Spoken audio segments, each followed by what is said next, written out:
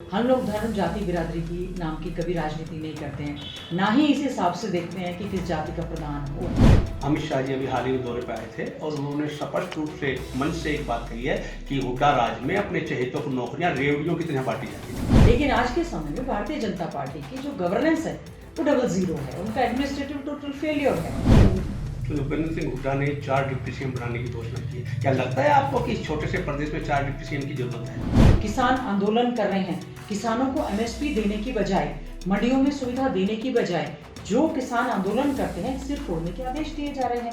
देश दोगे उनके ऊपर मुकदमे बनाए जा रहे हैं। एम्स मनेठी लास्ट लोकसभा का जब चुनाव था, यहाँ के केंद्रीय मंत्री राव इंद्रजीत जी ने कहा कि हम इसका शिलान्यास करवा रहे हैं, मुख्यमंत्री जी ने कहा शिलान्यास करवा रहे, स्वास्थ्य मंत्री अनिल विज जी ने कहा शिलान्यास करवा रहे और अहिरवाल की वोट लेने के लिए प्रचार करने का काम किया। दूसरा लोकसभा का चुनाव आ गया, आज तक जमीन भी आइडेंटिफाई नहीं हुई है। भाजपा कार्यकर्ता ही कहते हैं कि 10 साल भूपेंद्र हुड्डा का राज रहा तो उस समय बुढ़ापा पेंशन जो है ना वो 700 रुपए बढ़ाई गई थी 10 साल के राज में, और भाजपा के 9 साल के राज में करीब 2000 रुपए बुढ़ापा पेंशन बढ़ा दी गई है। तो आज जो भूपेंद्र सिंह हुड्डा ये कह रहे हैं कि मैं 6000 रुपए बुढ़ापा पेंशन करूंगा, तो वो किस मुंह से कह रहे हैं ये बात? भाजपा हाईकमान ने नायब सैनी को प्रदेशाध्यक्ष बना करके एक तीर से 2 निशाने साधने का काम किया। एक तो ये किया कि वो प्योर गैर जाट की राजनीति करना चाहती है, और दूसरा आने वाले विधानसभा चुनाव में और लोकसभा चुनाव में वो ओबीसी वर्ग को के वोट बैंक को अपनी ओर खींचने के लिए प्रयासरत है।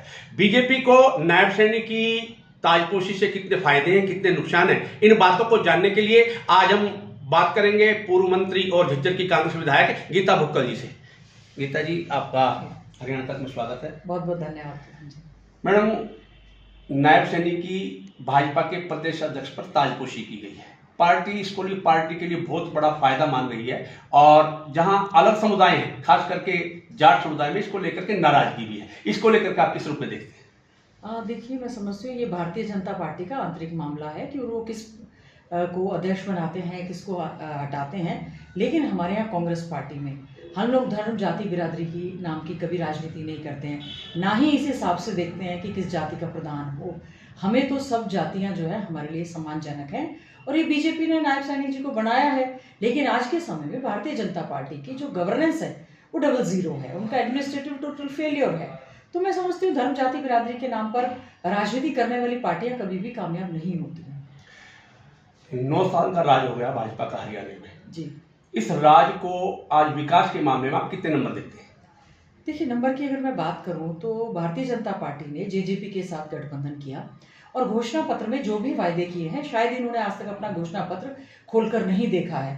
पूरे हरियाणा की बात करूं और विशेष तौर से अगर मैं झज्जर की बात करूं, इन्होंने कहा था हर जिले में हम लोग मेडिकल कॉलेज बनाएंगे, हर जिले में हम लोग यूनिवर्सिटी बनाएंगे, हर जिले हम बुढ़ापा पेंशन को बढ़ाकर देंगे, बेरोजगार युवाओं को राष्ट्रीय स्तर पर 2 करोड़ 2 लाख रोजगार प्रदेश में देने का काम करेंगे, महंगाई को कम करने का काम करेंगे। इन्होंने इन मुद्दों से हटाते हुए किसानों को अच्छे ढंग से फसलों के दाम देने का काम करेंगे। लेकिन हालात ये हैं, लॉ एंड ऑर्डर की स्थिति आज बद से बदतर होती जा रही है। हैपनिंग हरियाणा की बजाय मिस हैपनिंग यहाँ पर ज़्यादा होती जा रही हैं। बार बार हरियाणा प्रदेश में आगजनी होती जा रही है, जिसमें मुख्यमंत्री जी जो कि स्वयं ये कहते हैं कि हम हर एक व्यक्ति को सुरक्षा नहीं दे सकते। तो this is the totally administrative failure of the government. मुख्यमंत्री जी की इस तरह की स्टेटमेंट देना, होम मिनिस्टर की ये स्टेटमेंट देना कि हमारे संज्ञान में यही मामला नहीं है। बेरोजगारी में आज हमारा हरियाणा जो है नंबर 1 हो चुका है। महंगाई जो है आसमान इस समय छू रही है। किसान आंदोलन कर रहे हैं, किसानों को एमएसपी देने की बजाय, मंडियों में सुविधा देने की बजाय जो किसान आंदोलन करते हैं सिर्फ तोड़ने के आदेश दिए जा रहे हैं।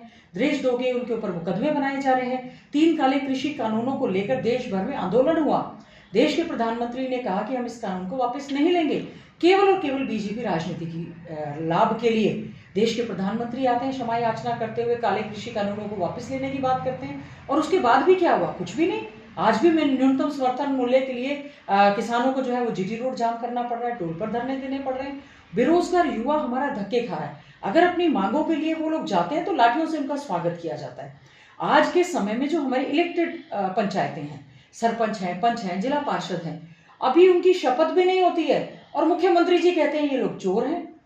आप चुनी हुई सरकारों को इस प्रकार से कैसे कह सकते हैं? ये सरकार धर्म जाति बिरादरी से हटकर कोई कार्य नहीं कर पा रही है, हिंदू मुस्लिम नॉन जाट जाट की राजनीति करने का काम करती है।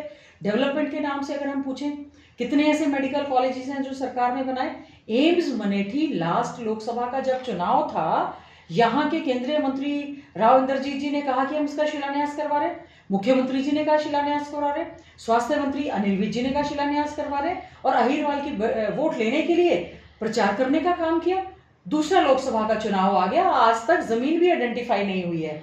5 मेडिकल कॉलेज जो हमारे समय में हमने चौधरी भूपेंद्र सिंह हुड्डा जी के राज में कांग्रेस में बनाए, एक भी मेडिकल कॉलेज ऐसा नहीं है जिसमें कि रेगुलर डायरेक्टर्स हों, वैकेंसीज है नहीं है।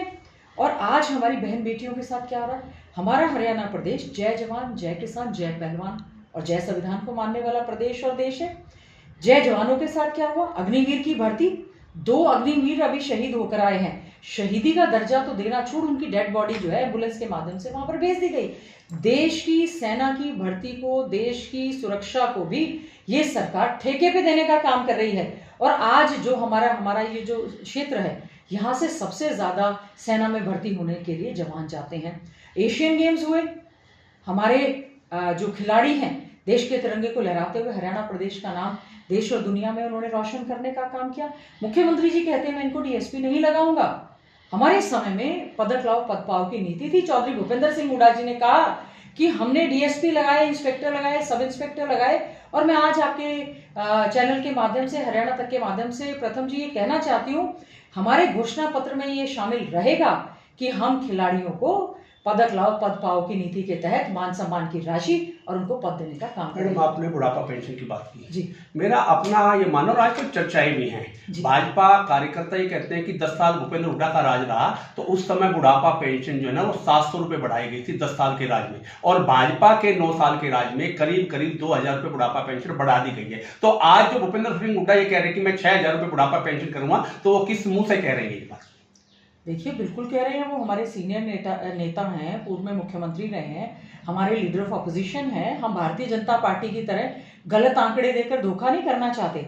परिवार पहचान पत्र की आड़ में 1,80,000 की आय आप दिखा रहे हैं।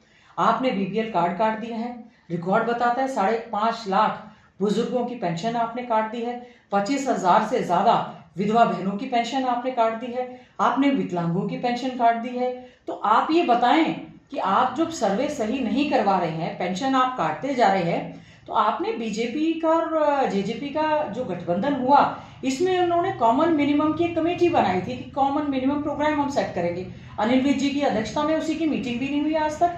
हम लोग बिल्कुल कह रहे हैं, हमको ये परिवार पहचान पत्र जो परमानेंट परेशानी पत्र बन गया है, इससे क्या है कि पेंशन काट रहे हैं, आप देने की बात नहीं कर रहे हैं। हमने, हमारी सरकार जिस समय गई, हमने कहा था कि हम इसको बुढ़ापा पेंशन को बढ़ाकर देंगे, और आज हम फिर से कह रहे हैं, जिन 5.5 लाख लोगों की पेंशन इस बीजेपी की सरकार ने काटने का काम किया है, हमारी सरकार बनेगी, उनकी पेंशन भी दोबारा बनाएंगे, परिवार पहचान पत्र की अनिवार्यता को खत्म करने का काम करेंगे, ताकि बीपीएल के लोगों को इसका पूरा लाभ मिल सके। और किस मुंह से क्या बीजेपी एक भी अचीवमेंट अपनी बता दे।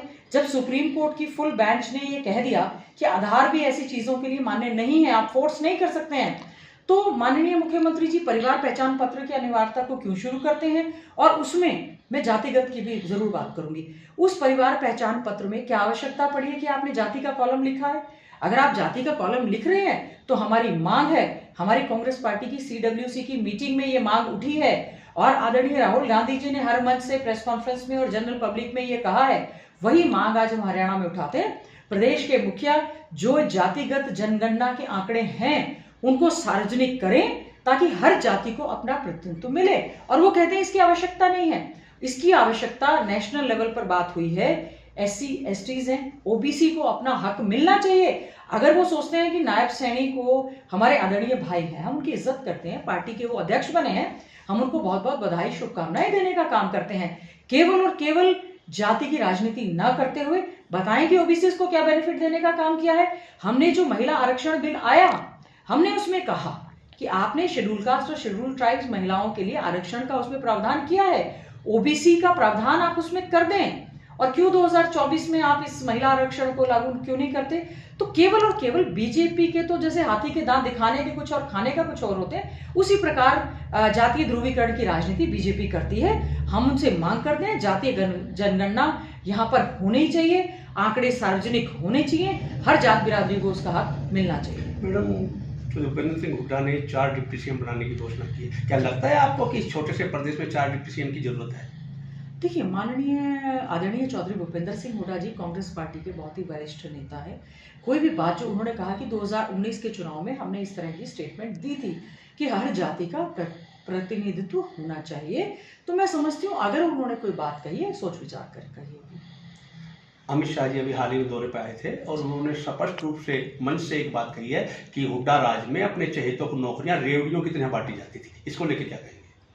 देखिए, अमित शाह जी जरूर प्रदेश के मुख्यमंत्री जी से पूछें कि क्या कारण है एचपीएससी के दफ्तर में उनके अफसर जो हैं अटैची के साथ पकड़े जाते हैं, क्या कारण है कि आज उन अफसरों को सस्पेंड कर दिया जाता है, क्या कारण है लगातार जो हैं वैकेंसीज खाली हैं, क्या कारण है कि बार बार पेपर लीक हो रहे हैं, क्या कारण है, क्या उनको जो बच्चे हमारे आईएएस टॉप कर रहे हैं, जो बच्चे नीट में टॉप कर रहे हैं, जो बच्चे हमारे जेई में टॉप कर रहे हैं, आपको एचपीएससी की जो एचसीएस की भर्ती हुई है 100 वैकेंसीज के अगेंस्ट आपको केवल 61 बच्चे ही आपको एलिजिबल लगे।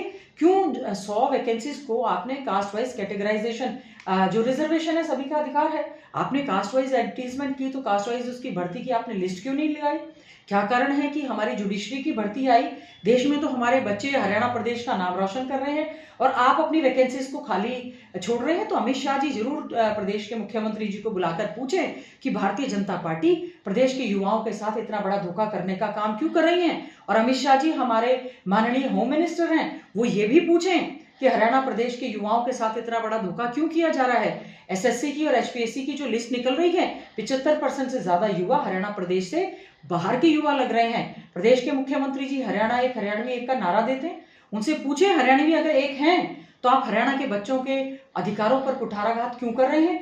जितनी भी वैकेंसीज लगी हैं मैक्सिमम बच्चों को बाहर का आप लगा रहे हैं, आप उनको डोमिसाइल बाहर वालों को एलिजिबल कर रहे हैं।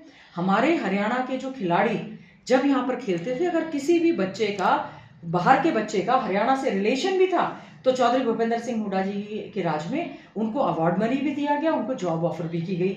हमारे हरियाणा के बच्चे आज सीएमआई के आंकड़े बताते हैं कि हम बेरोजगारी में नंबर 1 हो गए हैं। और मुख्यमंत्री जी इतना बड़ा धोखा एचकेआरएम के माध्यम से, हरियाणा कौशल विकास निगम के तहत से जो रेगुलर नौकरियां बच्चों को, पढ़े लिखे बच्चों को देनी चाहिए, उनके साथ धोखा करते हुए उस भर्ती को कॉन्ट्रैक्ट पे कर रहे हैं और उनको पक्की नौकरी नहीं दे रहे हैं। पढ़ा लिखा एमए एमबीए पीएचडी तक के बच्चे सक्षम के माध्यम से केवल 7-8 हजार रुपये आप उनको दे रहे हैं और 1 साल के बाद आप उनको हटाने का काम कर रहे हैं। और दूसरा, किस बात करते हैं कि पर्ची खर्ची नहीं, भ्रष्टाचार नहीं है।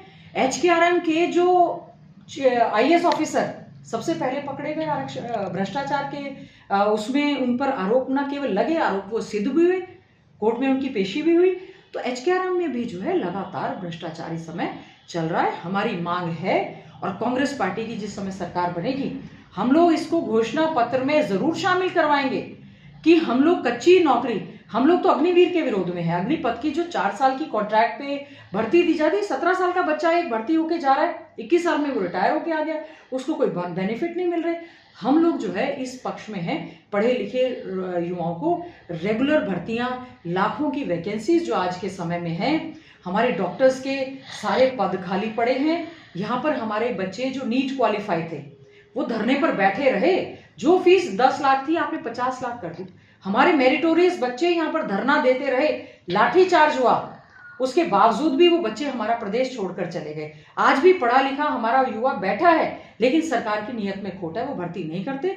आदरणीय अमित शाह जी आए, आदरणीय देश के प्रधानमंत्री जी, मुख्यमंत्री जी से जरूर पूछें, भाई भतीजावाद छोड़ो। इन प्रदेश के युवाओं ने जो सीईटी के टेस्ट हुए, क्या जरूरत है आप इतने बच्चों को इनएलिजिबल कर रहे हैं? एलिजिबल बच्चों को आप इनएलिजिबल क्यों कर रहे हैं? यही कारण है कि आज हमारे बच्चे नशे की चपेट में जा रहे हैं, हमारे यहाँ का हरियाणा का क्राइम बढ़ता जा रहा है। तो हम उम्मीद करेंगे जो वैकेंसीज हैं, आप आरक्षण का लाभ प्रमोशन में देने की बात करें, इतनी वैकेंसीज खाली पड़ रहे हैं, सरकार की नियत में खोट है, वो हमारे हरियाणा प्रदेश के युवाओं को रोजगार नहीं देना चाहते। तो ये थी प्रदेश की पूर्व शिक्षा मंत्री और झज्जर की कांग्रेस विधायक गीता भुक्कल जी, जिन्होंने स्पष्ट रूप से कहा कि देश में एक नारा था, जय जवान, जय किसान, जय विज्ञान और जय संविधान। भाजपा ने इसी नारे को खत्म करने का काम किया है। झज्जर से हरियाणा तक के लिए कैमरामैन नरेश कोहाल के साथ प्रथम शर्मा।